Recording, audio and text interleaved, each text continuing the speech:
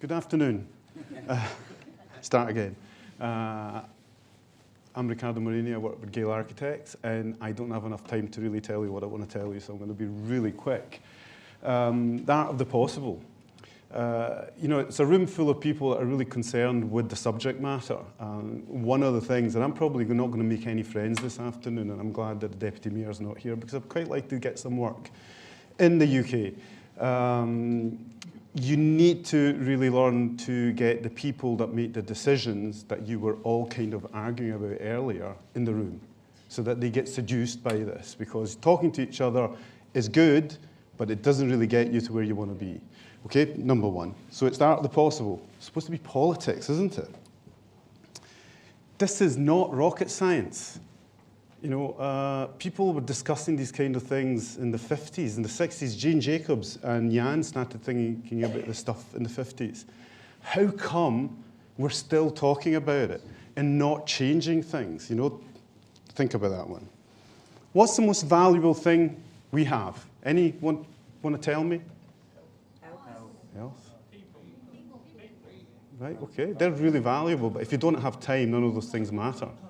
Time is what drives everything that we do. And there's been a distortion in the appreciation of time, because time is equated with money and is equated with doing things quickly. I was born there, so I have baggage that comes with coming from this place. Although I've got a really strong Danish accent, I was actually born here in a small town called Pistoia. So my imprinting comes from that kind of pattern. I'm going to show you a series of slides that actually, in the UK, in North America, and quite a lot of countries, are the symptom of the issues, right? It's a small town called Lucca, which is 20 minutes from where I was born. And keep your eye on this guy with a skip cat. Now, what do you see? It's just a streetscape with lots of things going on in it. In fact, there's 3 modes of transport in that streetscape.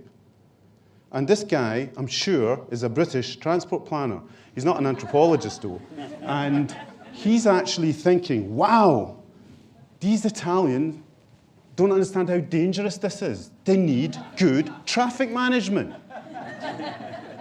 And that's the beginning of the end of everything that we appreciate. So what I want to talk about is stress, well-being, and wealth, because they're the things that drive the world.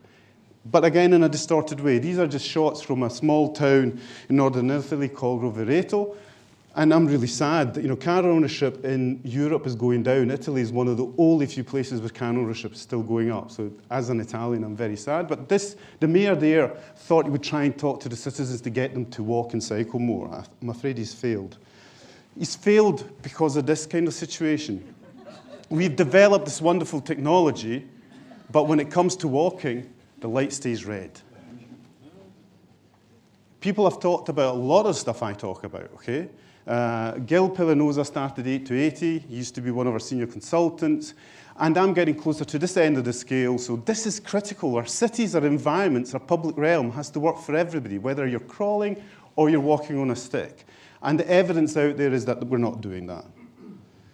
By 2050, 19% of global population are going to be above 80. That's going to have a serious impact on the UK, on all of the kind of advanced countries, because it's going to change the way we understand and use public realm. And unless we think about it now, when you reach that age, you're going to have serious problems. So be selfish. And one of the things I advocate, and I'm lucky, I talk to mayors all over the world, right? And it's not rocket science. I say, do a buggy test. People talked about it here. Get a pram, don't put a child in it because a child's too valuable. Bag of potatoes will do, something a bit heavy. Then walk around your city with a map. And when you hit a curb that's wrong, or a pothole, or anything, write it down, then go back to the mayor and say, fix it. Because the city's not inviting me to walk. I see this syndrome happening everywhere. The case of the disappearing pavement. I'm sure you could map this out. This is one of the things that we at Gehl do. We map all of these kind of things out.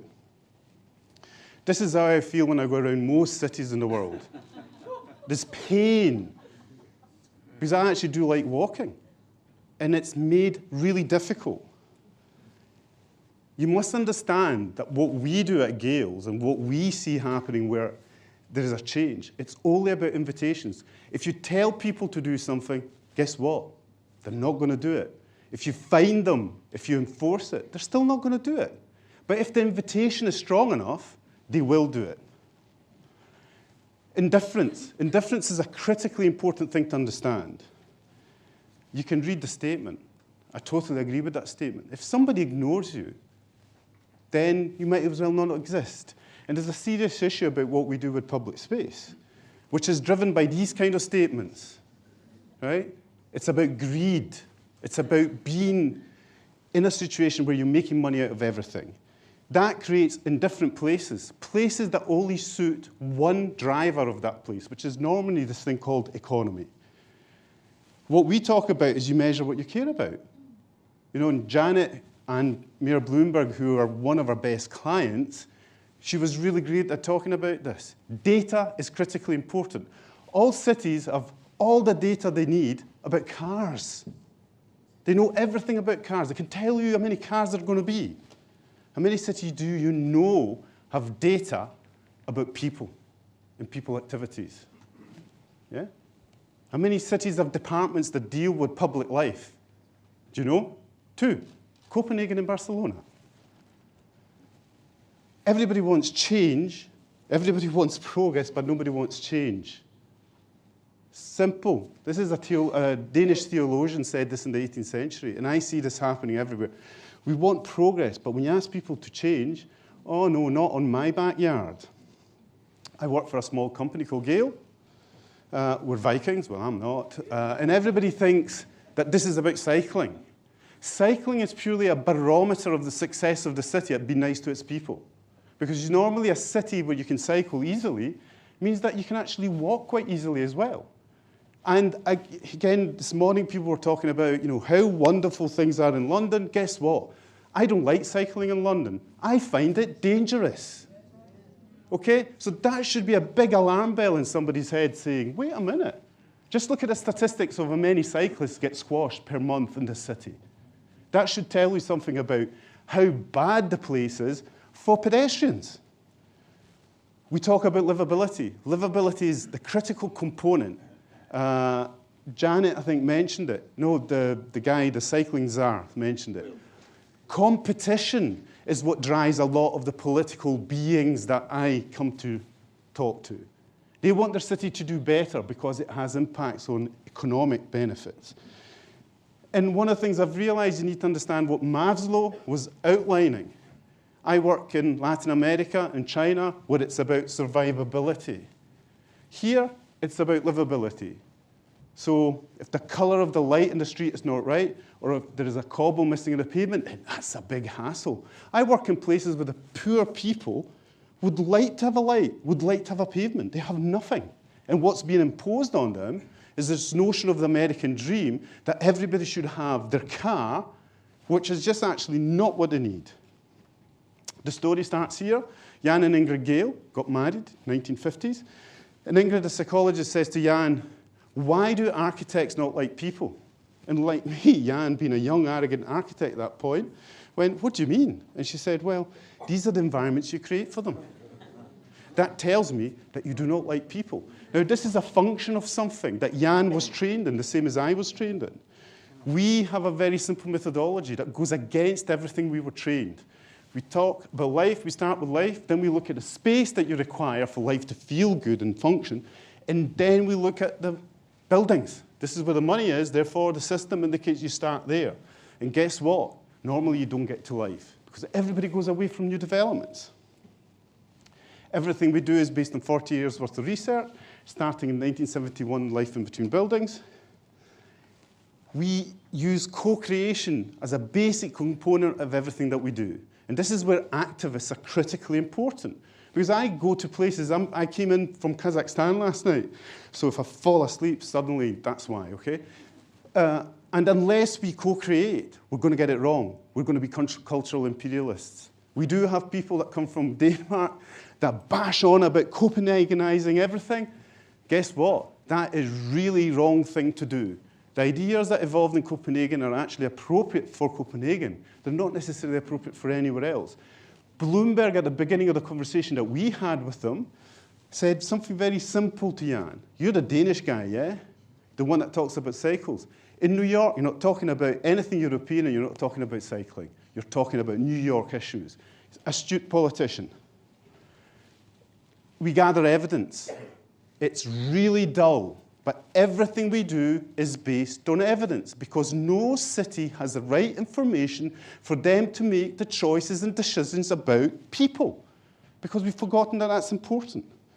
We use urban quality criteria, which tries to understand the place, because what we're critically interested in is how do you get people to feel like this and not like that? He's late for a meeting with his boss and he's going to get his ass kicked, right? What's that got to do with environment? It's actually got a lot to do with environment.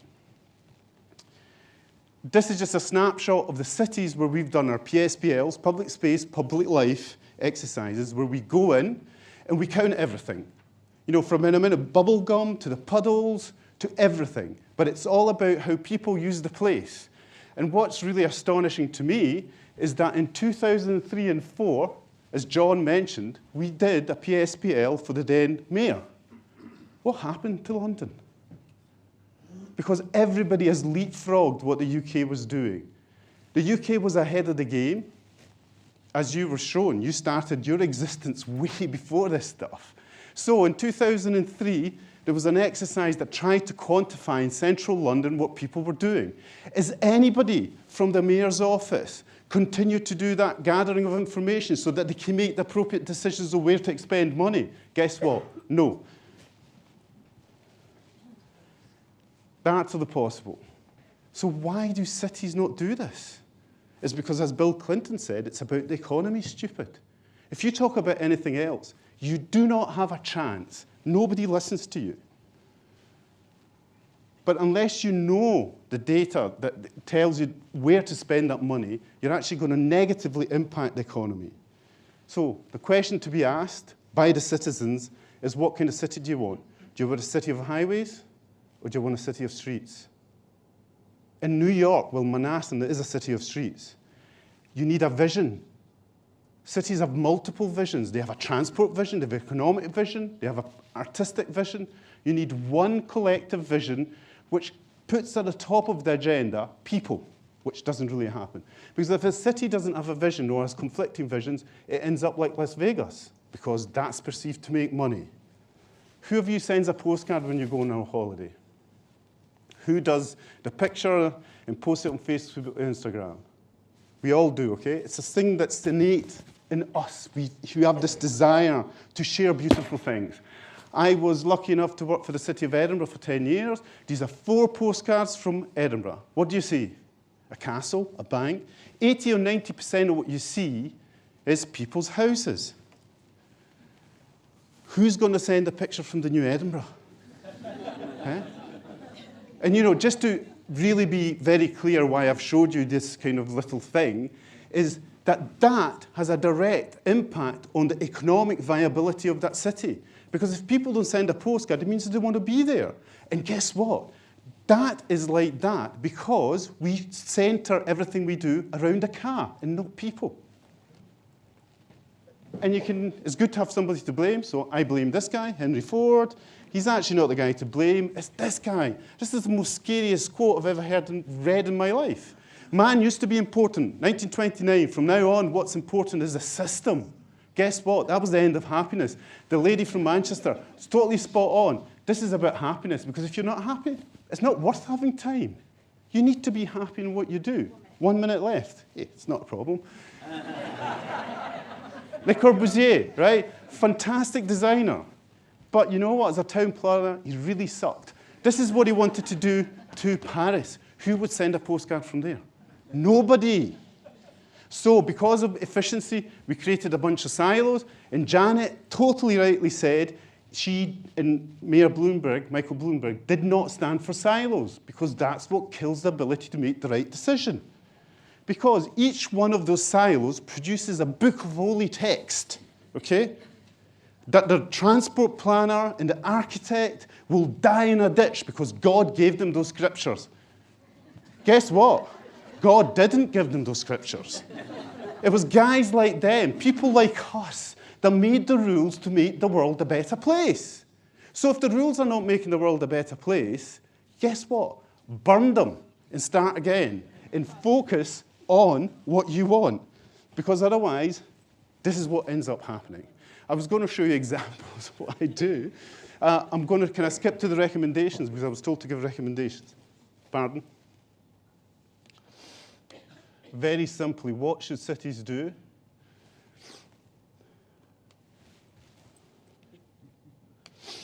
They should give me more jobs. I did a project in 2013 in Regent Street to try and get the cars out of it.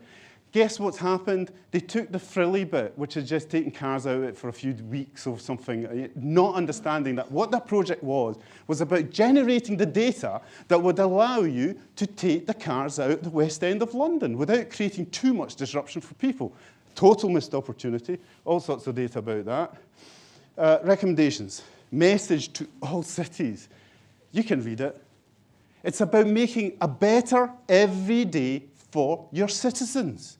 Because if you don't improve the quality of life of people, guess what? They vote with their feet and they go and work and live somewhere else. And this, I can see this happening all over the world. So, for cities, and I do wish that the Deputy Mayor had still been here, is listen, but don't just listen very carefully and develop a shared vision of the future of the city because you need a strategic plan to tell you where you're going. Well, don't be scared. If the rules don't work, start again. Get new rules. And put people first, not business. And it's captured in the thing that used to be called the triple bottom line. It should be the quadruple bottom line because people first, planet, profit. You need the purpose. And the purpose, guess what? It's about creating a happy place. Thank you very much.